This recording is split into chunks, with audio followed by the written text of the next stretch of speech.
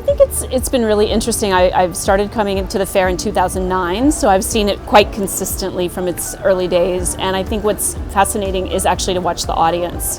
It's a lot broader public, a lot of younger public than I remember in the beginning, and I think that's exciting. Even just seeing the tours going through the gallery stalls today, it's very clear that there's a lot of curiosity. The galleries continue also to learn year to year what may be of interest, and it's changing, I imagine, every year with the audience. But I think that in general, you see a range of art that is challenging, and some of it that's probably instantly familiar and interesting and accessible. So for me, I would say I see it. I don't know if I see an evolution. I see a constantly changing palette of what's here, what's available, and how the gallerists are also trying to understand how to bring things alive on a very small booth.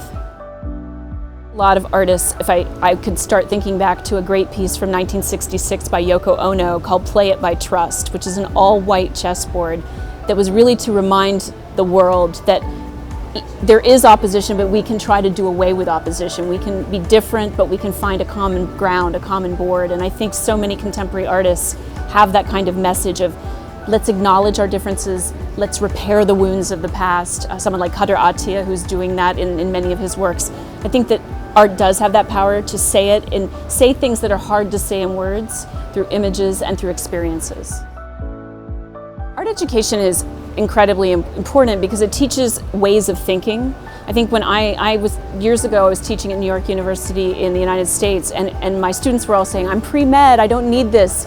And then I would say, but you're the most visual generation alive, and I think more and more all the generations to come are so visually literate that they have a way into art, and it helps them to think about new ideas. And I think the most important thing is to get children young and to make it not just about learning ideas, but about the physical engagement, the active imagination and creativity that frees you to express yourself in ways that are very limited by the usual curriculum that they teach in the schools.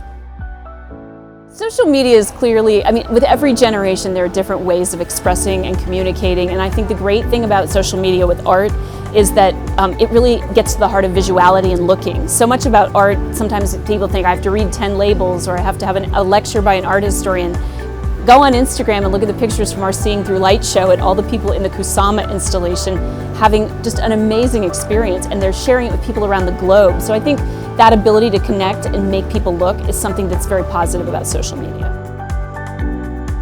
Well, I think it's really important to keep an open mind at what you're looking at, to ask questions. The idea of art is to really open your mind and also to be willing to have your own interpretation. It's obvious when you go into a museum there's a lot of interpretation by specialists, but I think what's great about the fair is there's not always all that information there, and so it really encourages curiosity and thoughtfulness. I love canvas.